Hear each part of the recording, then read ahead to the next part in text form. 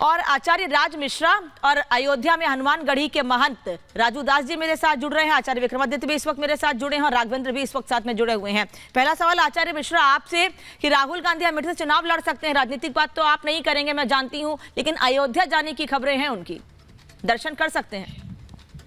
देखिए ऐसा है नाम क्या जी, श्री रामचरितमानस में एक चौपाई आती है, गोस्वामी तुलसीदास जी ने लिखा है, राक्षस कपट भेषतः सोहा और मायापति दूतई चह मोहा।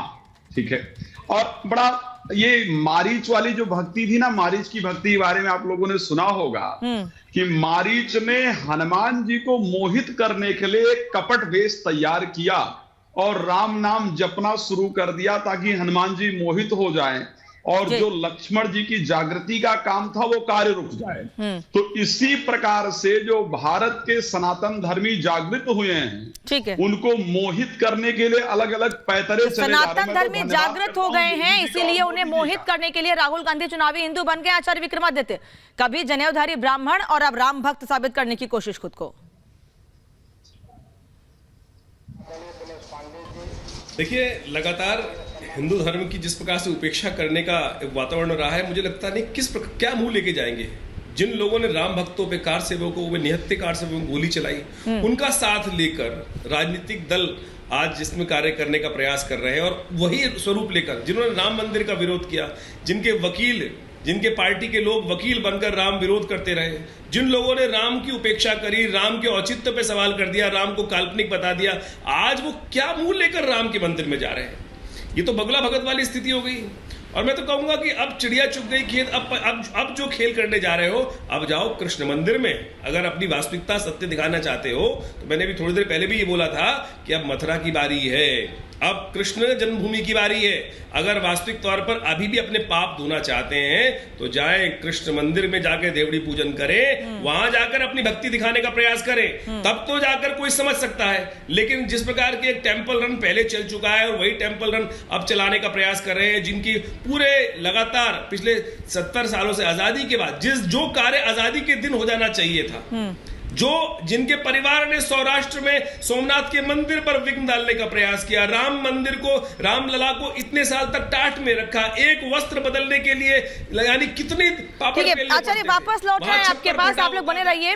राघवेंद्र का रुख कर लेती हूँ एक बार। राघवेंद्र, बार बार ये कहा गया था कि बुलाया गया और अभी भी यही सवाल है, जब बुलाया गया तब नहीं गए और साफ कह रहे थे कि ये बीजेपी का इवेंट है, बीजेपी इसे हायर करने की कोशिश कर रही है, तब नहीं जाएंगे, जब मन करेगा तब जाएंगे। तो क्या आप अमेठी से चुनाव लड़ने से पहले भगवान राम का आशीर्वाद ले सकते हैं अगर लड़ते हैं चुनाव तो राहुल गांधी?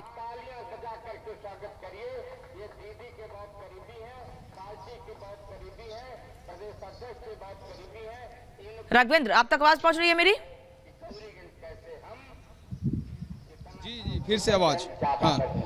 हाँ, सवाल करिए एक बार। राघवेंद्र, राहुल गांधी या उनकी पार्टी बार बार ये कह रहे थे, या गठबंधन के नेता, कि ये बीजेपी का इवेंट है, जब प्राण प्रतिष्ठा में बुलाया गया बोले तब नहीं जाएंगे, और अब जा रहे कि कोई तैयारी है। ये खबरें मिल रही हैं कि अगर चुनाव लड़ेंगे अमेठी से तो पहले रामलला के दर्शन करेंगे, फिर नामांकन कर सकते हैं।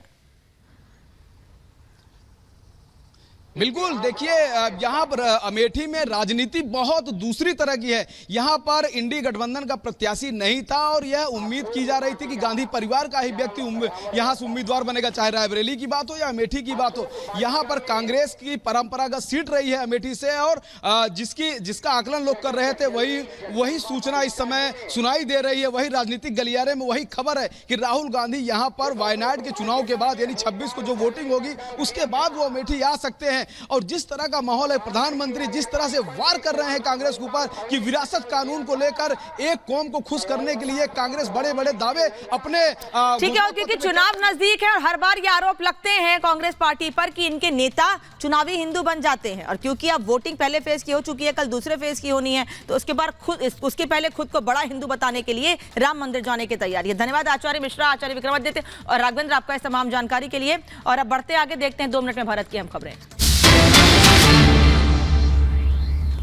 समझती हूँ कि मैनपुरी की जनता तैयार है और जब रिजल्ट आएगा तो आप देखेंगे कि किस तरह मैनपुरी की जनता एक सकारात्मक राजनीति के साथ खड़ी दिखाई देगी। मैडम, 10 साल बाद योगी आदित्यनाथ का कार्यक्रम लगा है जसवंत नगर विधानसभा, कैसे देख रहे समाजवादी पार्टी? नहीं, अच्छा है। प्रदेश में किसी को भी कहीं भी घूमने की इजाज़त है और मुख्यमंत्री जी आए और देखें कि किस तरह। अब तो हेलीकॉप्टर से आएंगे तो उतरेंगे तो यहाँ से हवाई पट्टी में, वहीं उतरेंगे कहीं, तो देखें किस तरह अच्छे कार्य हो सकते हैं। अगर सही मंशा हो, अगर सही विचार हो तो बहुत कुछ हो सकता है। कोई इसमें एंड नहीं है कि आप कितना बेहतर कर सकते हैं इस प्रदेश के लिए, क्योंकि उत्तर प्रदेश सबसे बड़ा प्रदेश है और बहुत ही महत्वपूर्ण प्रदेश है और बहुत ही संभावनाओं का और आशाओं का प्रदेश है, और ये आप सब पूरा कर सकते हैं, लेकिन अच्छा शक्ति होनी बहुत ज़रूरी है।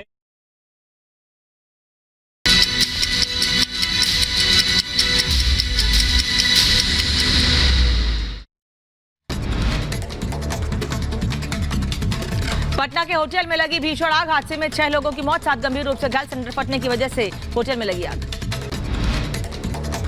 उत्तर प्रदेश के महोबा में टीचर का सोते हुए वीडियो वायरल, कक्षा से बच्चों को हटाकर चटाई बिछाकर सोते नजर आया टीचर, ग्रामीणों ने शिक्षा व्यवस्था पर उठाए सवाल। कर्नाटक के मर्डर मामले में नेहा के घर पहुंची सीआईडी की टीम, सीआईडी ने नेहा के परिवार से पूछताछ की। अरुणाचल प्रदेश के दिबांग घाटी में गिरा पहाड़ का हिस्सा, लैंडस्लाइड के कारण हुनली और अनिनी के बीच हाईवे बाधित। उत्तर प्रदेश के बदायूं में संदिग्ध परिस्थिति में कब्रिस्तान में मिला शव, पुलिस ने शव को कब्जे में लेकर पोस्टमार्टम के लिए भेजा। पश्चिम बंगाल में बीजेपी नेता ने अभिषेक बनर्जी के खिलाफ दर्ज कराई शिकायत, बीजेपी उम्मीदवार श्री रूपा मित्रा चौधरी के खिलाफ अपमानजनक टिप्पणी का आरोप। राजस्थान के बाड़मेर में लोकसभा चुनाव के दूसरे चरण के लिए मतदान दलों को ईवीएम मशीन बांटी गई, बाड़मेर में 26 अप्रैल को होगी वोटिंग। शतरंज grand master champion D Gukesh का चेन्नई एयरपोर्ट पर भव्य स्वागत, शतरंज टूर्नामेंट 2024 में शानदार जीत के बाद लोगों में खुशी का माहौल।